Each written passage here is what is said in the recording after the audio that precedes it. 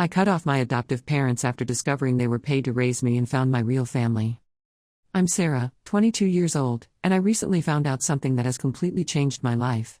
I've always known I was adopted, but I just learned the real story behind my adoption, and it's not what I thought at all. Growing up, my relationship with my adoptive parents, Mark, 50, and Linda, 48, was always strained. They took care of my basic needs. I always had food, clothes, and a roof over my head, but there was never much emotional connection. As a child, I didn't understand why they seemed so uninterested in my life.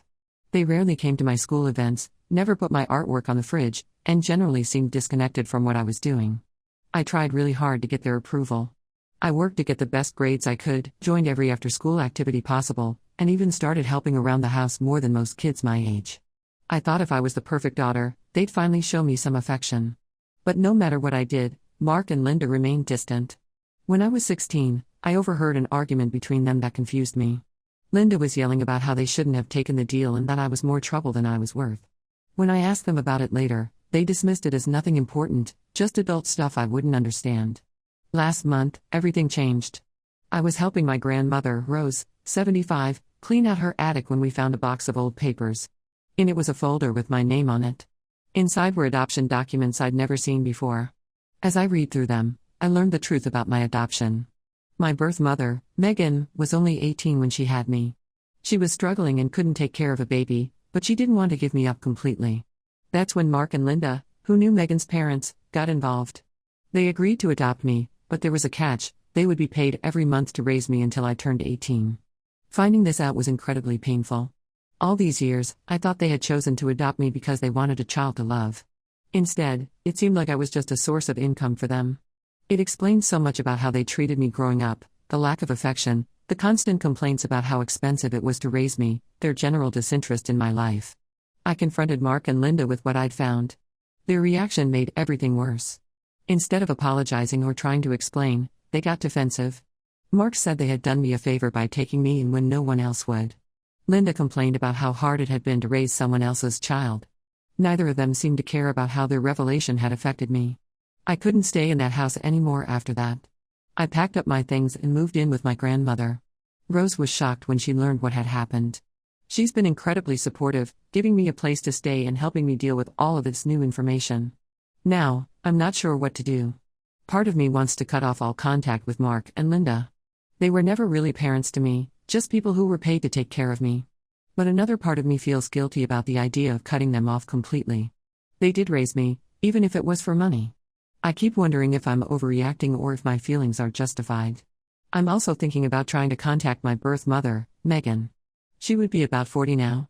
I have so many questions for her, but I'm scared of what might happen if I reach out. What if she doesn't want anything to do with me? My friends have different opinions on what I should do. Some think I should try to forgive Mark and Linda, saying that even if they were paid, they still chose to raise me. Others think I should cut ties with them completely and focus on possibly building a relationship with my birth mother. I feel really confused and hurt. I'm angry at Mark and Linda for keeping this secret from me, but I'm also sad about losing the family I thought I had. I'm curious about Megan, but afraid of being rejected if I try to contact her. There's also the issue of my extended family. I have aunts, uncles, and cousins on both Mark and Linda's sides who I've grown up with. They don't know about the arrangement behind my adoption. I'm not sure if I should tell them or how they would react if they knew. Financially, this situation is complicated too. I'm still in college, and Mark and Linda have been helping to pay for it. If I cut ties with them, I'm not sure how I'll afford to finish my degree. My grandmother has offered to help, but I don't want to be a burden on her. I've started seeing a counselor to try to work through all of these feelings, but it's a slow process. Some days I feel okay, and other days I'm overwhelmed by anger and sadness. I'm also grappling with my own identity. Finding out the truth about my adoption has made me question everything about myself and my upbringing. Were any of the happy moments with Mark and Linda genuine? Did they ever really care about me, or was I just a job to them? Looking back, there were signs that something was off.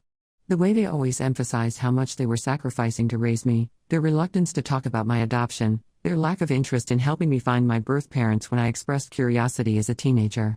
It all makes sense now, but it's painful to realize I missed these clues for so long. I've been going through old photos and mementos, trying to reconcile my memories with what I know now. It's strange to look at pictures of family vacations or holiday celebrations and wonder if it was all just for show. So, Reddit, what do you think? Am I wrong for wanting to cut off contact with my adoptive parents after learning they were paid to raise me? What should I do about my birth mother? How do I move forward from here? I could really use some outside perspective on this whole mess. Update 1. It's been about a month since my last post, and a lot has changed. First, I want to thank everyone who offered advice and support. It really helped me gain some perspective on my situation. After thinking it over carefully, I decided to cut off contact with Mark and Linda, at least for now. I wrote them a long email explaining how their actions had affected me and that I needed some time and space to process everything. Their response was pretty cold and defensive, which honestly just confirmed that I made the right choice. As for my birth mother, Megan, I decided to try to contact her. My grandmother helped me find her information, and I sent her an email introducing myself and asking if she'd be open to getting to know me. I was really nervous about it, but I felt like I needed answers. To my surprise, Megan responded really quickly. She was excited to hear from me and wanted to meet. We arranged to get together at a local coffee shop last week. It was a really emotional meeting for both of us. Megan told me her side of the story. She was only 17 when she got pregnant with me, and she was scared and felt very alone.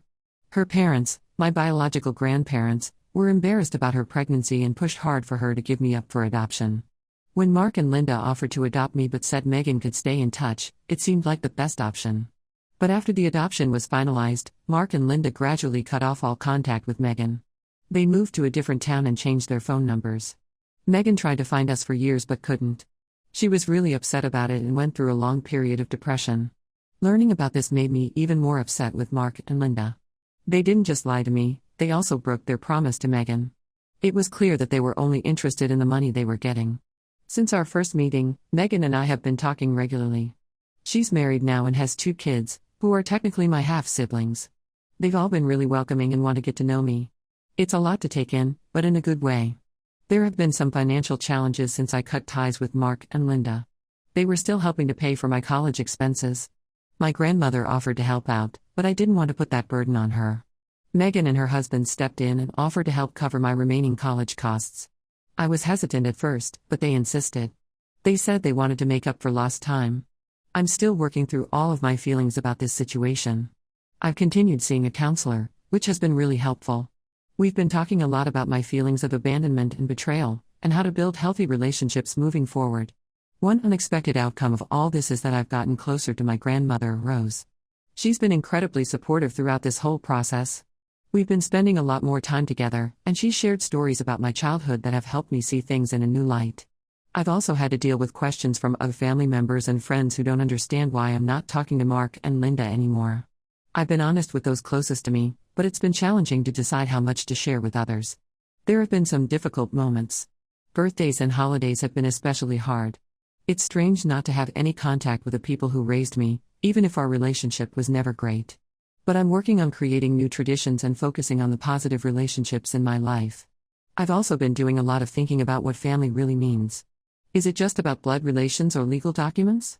Or is it about the people who truly care for you and support you? I'm starting to lean towards the latter. As for my future, I'm trying to focus on my studies and my new relationships. I'm set to graduate college next year, and I'm excited about starting my career. Megan and her family have been really supportive of my goals, which feels nice. I know I still have a long way to go in processing everything that's happened, but I feel like I'm moving in the right direction. For the first time in a long time, I'm hopeful about what the future might hold. Update 2. It's been 6 months since my last update, and I'm amazed at how much has changed in my life. I've settled into a new normal, and while it hasn't always been easy, I feel like I'm finally starting to heal. My relationship with Megan and her family has grown a lot stronger. We've been spending a lot of time together, trying to make up for all the years we missed. My half-siblings, Jake, 12, and Emma, 10, are great kids. They've been really accepting of me, which I appreciate. We've had family game nights, watched movies together, and even went on a short vacation last month. Megan's husband, Tom, 42, has also been really supportive. He's gone out of his way to make me feel welcome in their family. It's strange but nice to suddenly have a father figure who seems genuinely interested in my life. I haven't heard directly from Mark and Linda since I cut contact with them. They did try to reach out once, but it wasn't to apologize or try to make things right. They wanted to know if I was going to tell their friends and family about the adoption arrangement. I told them I had no interest in ruining their reputation and asked them not to contact me again. My grandmother, Rose, has continued to be a huge support for me. She's been helping me work through my emotions and has even started coming along to family gatherings with Megan and her family. It's been nice to see her bonding with my biological family. There was an unexpected development last month. Megan's parents, my biological grandparents, reached out to me. They said they regretted their past actions and wanted to meet. I was unsure about it at first, but Megan encouraged me to hear them out. We met for lunch, and it was pretty emotional. They apologized for pushing for the adoption and for not supporting Megan when she needed them. They explained that they were young and scared too, and they made decisions they've regretted ever since.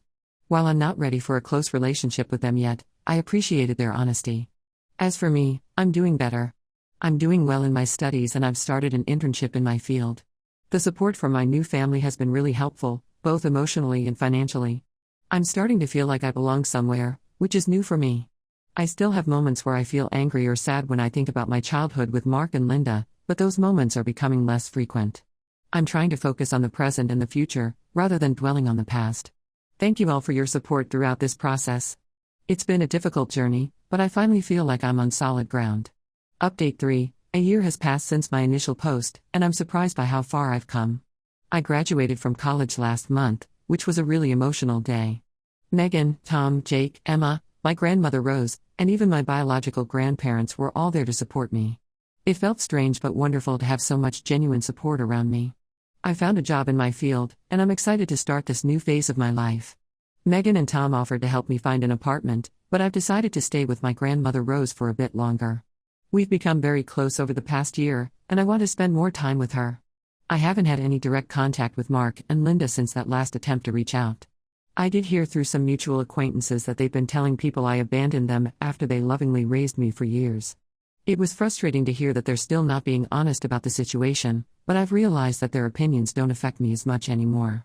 My relationship with my biological family continues to grow stronger. Jake and Emma now introduce me as their big sister without hesitation, which makes me happy every time. Megan and I have weekly coffee meetups where we catch up on everything. It's not always easy, we're still figuring out our unique mother-daughter relationship, but it's genuine and full of care. I've also been working on forgiveness, not for Mark and Linda's sake, but for my own peace of mind. I've realized that holding on to anger was only hurting me. I'm not ready to have them in my life again, and I might never be, but I'm trying to let go of the bitterness I've carried for so long. Looking back on this journey, I'm grateful that the truth came out. As painful as it was, it led me to my real family and helped me understand my own worth. I'm no longer the person desperately seeking approval from people who saw me as a financial arrangement. I'm stronger, more confident, and surrounded by people who genuinely care about me. To anyone struggling with family issues or questioning their worth, don't give up. Family isn't always about blood or legal documents. Sometimes, it's about the people who choose to care about you unconditionally. Thank you all for being part of my journey. Your support and advice have been really helpful. While this chapter of my life is ending, I'm looking forward to what comes next.